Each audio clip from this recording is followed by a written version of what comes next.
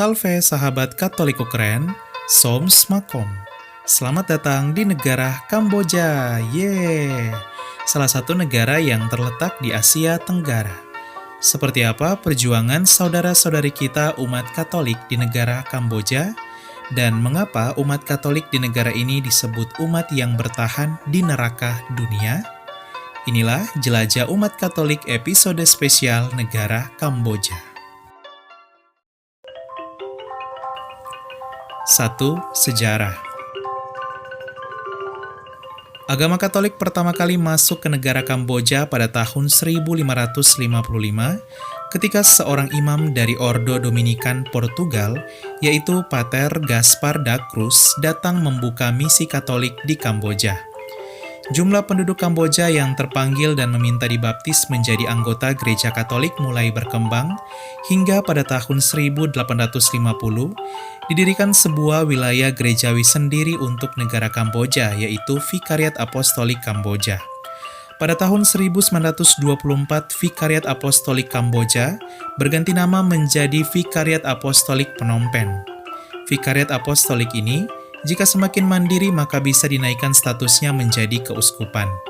Jumlah umat Katolik terus bertambah hingga pada tahun 1968 dimekarkan dua wilayah gerejawi baru di Kamboja, yaitu Prefektur Apostolik Battambang dan Prefektur Apostolik Kompong Cham. Pada tahun 1953, banyak penduduk Vietnam dan Prancis yang beragama Katolik masuk ke negara Kamboja dan menetap tinggal.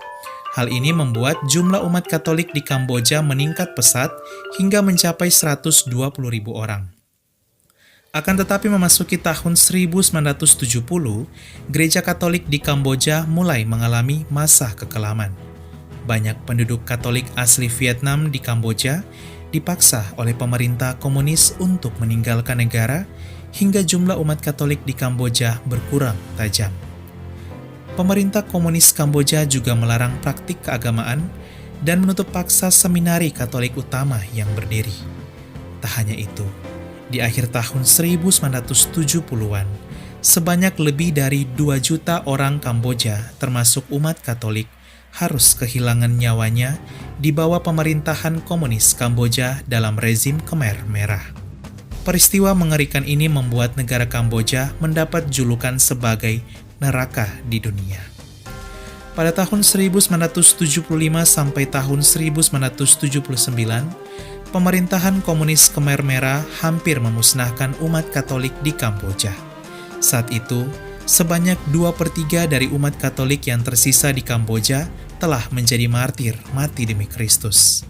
Sepertiga umat Katolik yang tersisa lainnya di Kamboja selamat dan berjuang keras bertahan dalam iman di tengah rezim komunis Khmer Merah. Pemerintahan komunis dalam rezim Khmer Merah akhirnya runtuh, dan pada tahun 1989, kebebasan beragama di Kamboja diizinkan kembali oleh konstitusi baru Kamboja. Pada tahun 1990, pemerintah baru Kamboja akhirnya kembali mengizinkan umat Katolik di Kamboja untuk merayakan Ekaristi dan Paskah setelah kurang lebih 15 tahun dilarang oleh pemerintahan komunis rezim Khmer Merah.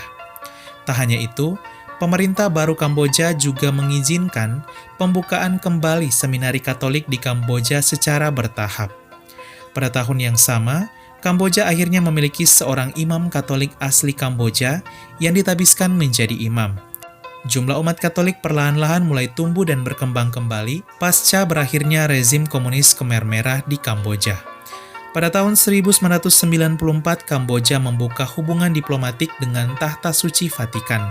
Hal ini membuat Kamboja akhirnya memiliki hubungan kerjasama dengan Vatikan, terlebih dalam hal kebebasan beragama dan terlebih dalam peningkatan kerohanian umat Katolik Kamboja. Pada tahun 1998, Kitab suci berbahasa Khmer Kamboja akhirnya selesai diterjemahkan untuk membantu umat Katolik di Kamboja mendalami iman mereka dan membantu pewartaan iman di Kamboja. Di tahun yang sama, sebuah seminari diresmikan di Phnom Penh, ibu kota negara Kamboja, yaitu Seminari Tinggi Santo Yohanes Maria Vianney, Phnom Penh. Dari seminaris inilah lahirlah para imam yang berkarya untuk Kamboja. Di abad 21 ini umat Katolik Kamboja mulai tumbuh kembali Setelah berhasil bertahan dalam iman dan melalui masa yang gelap di Kamboja yang kala itu dijuluki sebagai negeri neraka dunia.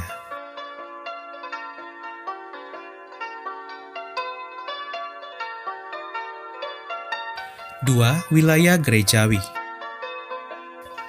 Pada tahun 2020, Gereja Katolik Kamboja memiliki satu vikariat apostolik, yaitu Vikariat Apostolik Phnom Penh, yang jika semakin mandiri bisa dinaikkan statusnya kelak menjadi keuskupan seperti di Indonesia.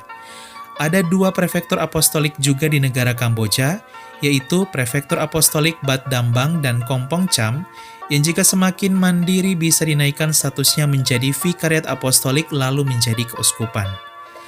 Pada tahun 2020, umat Katolik Kamboja tersebar di 68 paroki. 3. Kaum religius. Statistik Gereja Katolik Kamboja tahun 2020, terdapat 76 imam yang berkarya di Kamboja. Ada 98 frater dan 152 suster di Kamboja.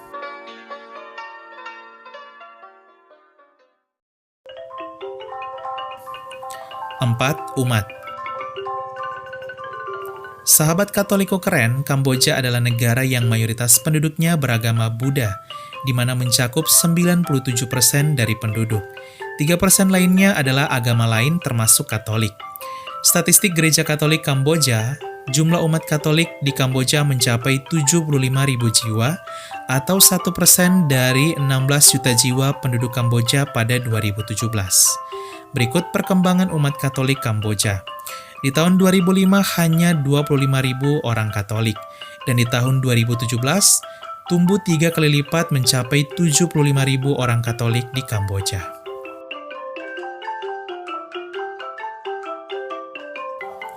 5. Gereja. Berikut ini beberapa gedung gereja Katolik di negara Kamboja yang berpadu dalam inkulturasi budaya negara Kamboja yang indah.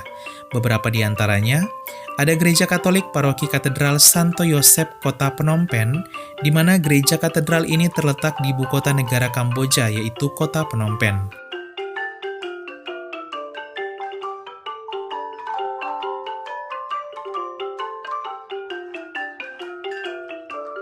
Ada Gereja Katolik Paroki Hati Kudus Yesus Kota Phnom Penh.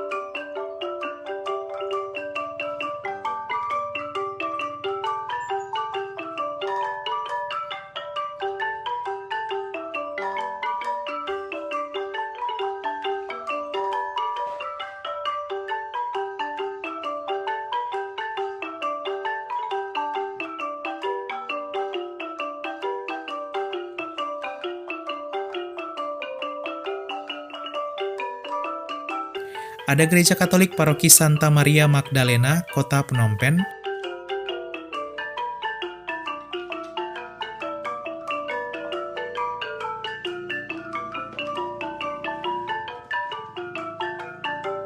Ada Gereja Katolik Paroki Katedral yang dikandung tanpa noda, Kota Batambang, di mana gereja ini juga menjadi pusat dari Prefektur Apostolik Batambang.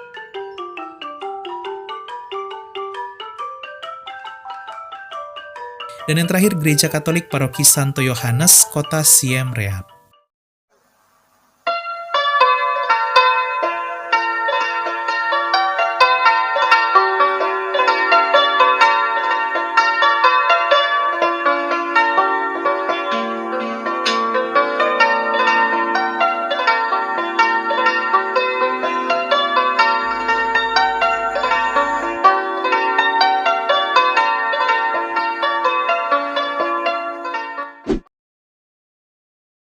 Sahabat Katoliko keren, sampai di sini dulu jelajah umat Katolik kita episode negara Kamboja.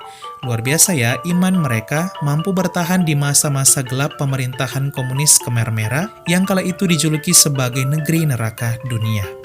Semoga umat Katolik di Kamboja semakin bertumbuh dalam iman dan menjadi terang bagi negara mereka. Sampai jumpa dalam Jelajah Umat Katolik episode negara-negara selanjutnya pun keuskupan-keuskupan selanjutnya di Indonesia. Sekian dan terima kasih. Oken Tren, Katoliko Keren, Salve!